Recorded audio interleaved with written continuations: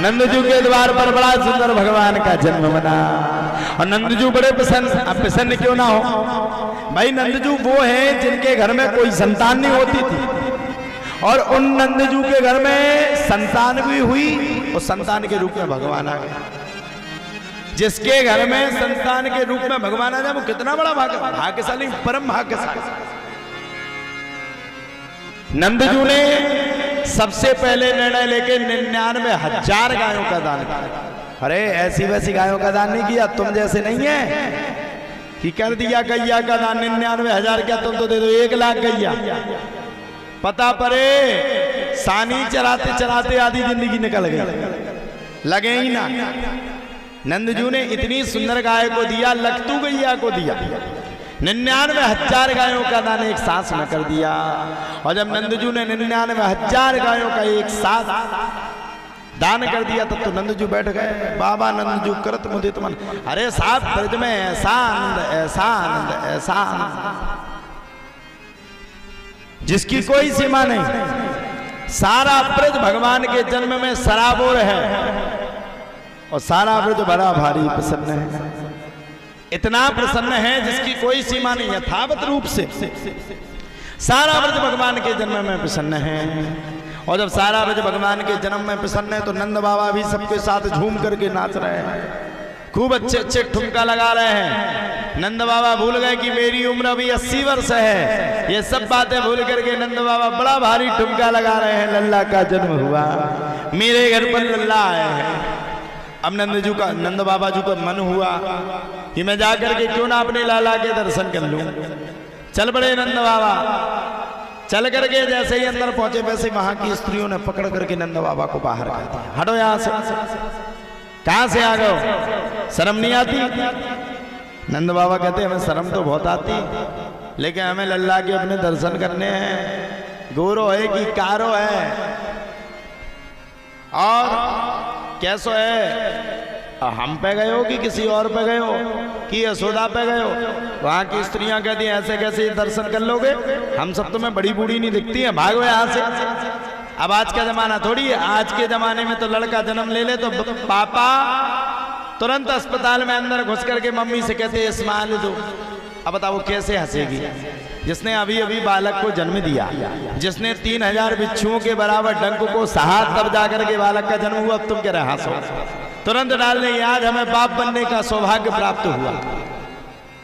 हाँ, पहले के जमाने में अगर बालक जन्म ले लेता था तो उसका पिता कभी उसको नहीं छूता था, अपितु उसके दादा दादी उसको लेकर के आते थे। और आज के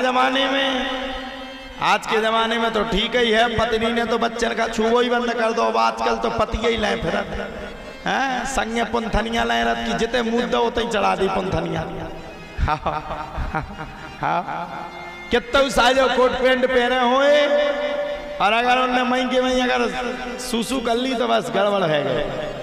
पहले का जमाना बहुत अच्छा था, आजकल तो कह नहीं साहब, आजकल की मम्मी नहीं करती बच्चों की ज्यादा सेवा। नहीं मैं नहीं करूंगी, हट जाओ यहाँ से, तुम करो तुम्हारा बच्चा।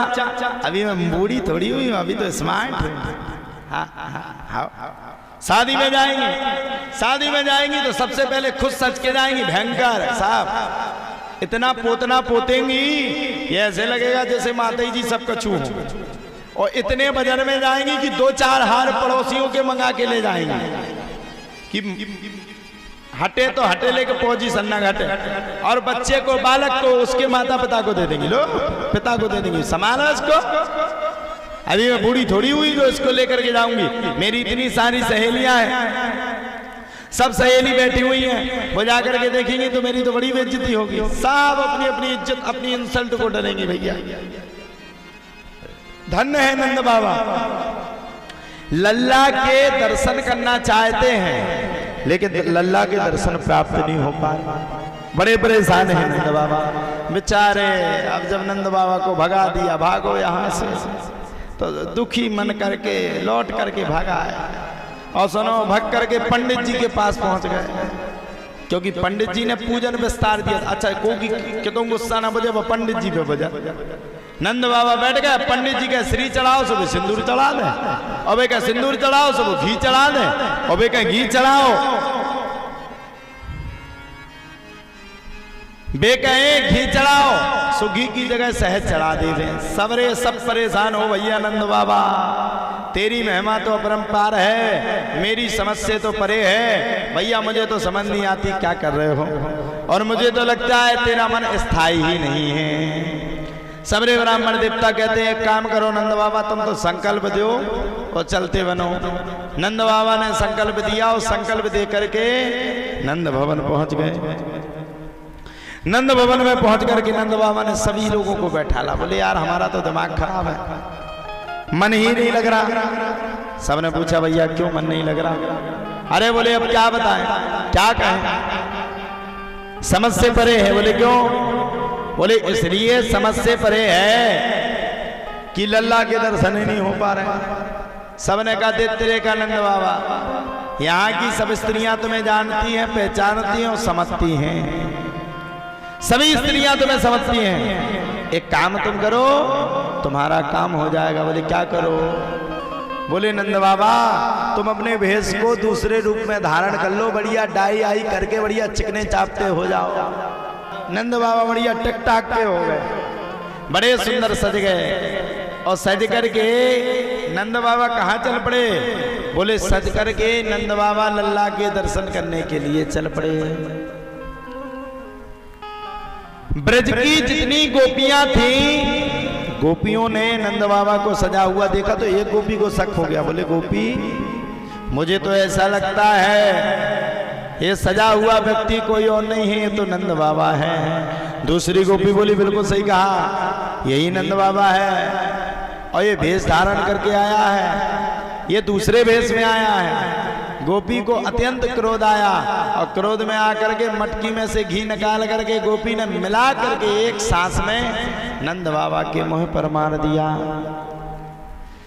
जब गोपी ने नंद बाबा के मुंह पर दही को मारा तो नंद बाबा को भी अत्यंत क्रोध आ गया। चौरेदारी की, मेरे ऊपर दही मारा।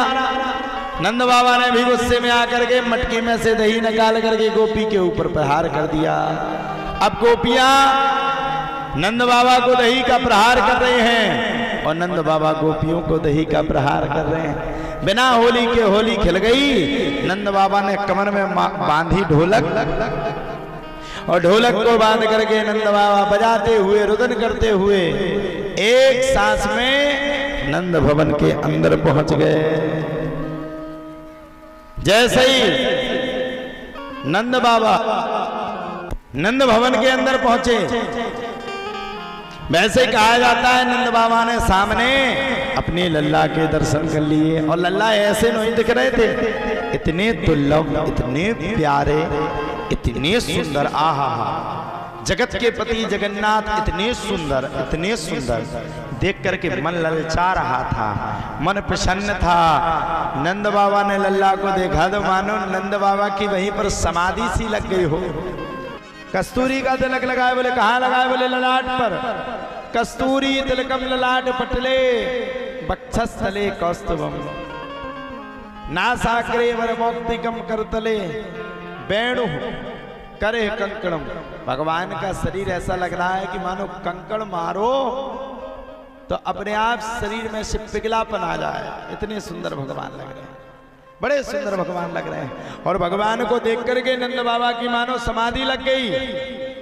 भगवान को देख करके नंद बाबा देखे ही जा रहे, देखे ही जा रहे, देखे ही जा रहे। भगवान इतने अच्छे ही लग रहे थे कि उन्हें देखे जा रहे,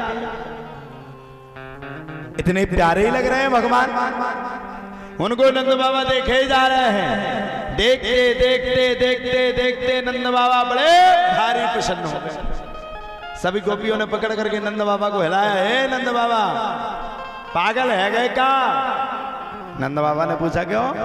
हम तो पागल नहीं है, पागल तुम ही आ गई होगी। अरे नहीं नहीं नंद बाबा, लल्ला को देखे ही जा रहे हो, इतने छोटे से लल्ला को क्या किसी की नजर लगा दोगे क्या? तुरंत गोपियों ने नंद बाबा को भगाया और लल्ला की नजर उतारने लगी। इतने सुंदर भगवान दिख रहे हैं कि भगवान को किसी की नजर ना लग जाए, वहां की गोपियां कहती हैं भगवान को बड़ा सुंदर सुरमा लगा है, और सुरमे में भगवान प्रसन्न चित्त रूप में धारण है, और भगवान उसी सुरमे में विराजमान है। इतने सुंदर भगवान दिख रहे हैं। कहा जाता है कि माता यशोदा 3-3 टाइम तक भगवान की नजर उतारती। अरे भैया क्यों ना उतारे, जैसे तैसे लल्ला का जन्म हुआ, जैसे तैसे लल्ला व्रज में आया। पहली बात तो यशोदा के सबने कह दिया था कि कोई संतान नहीं होगी। जिसके घर में साहब कोई संतान होने की उम्मीद ना हो और उसके घर में संतान हो जाए, पहली बात। और दूसरा टॉपिक, संतान के रूप में जिस घर में स्वयं भगवान पधार जाए वो बड़ा गुणगान घर हो जाता है।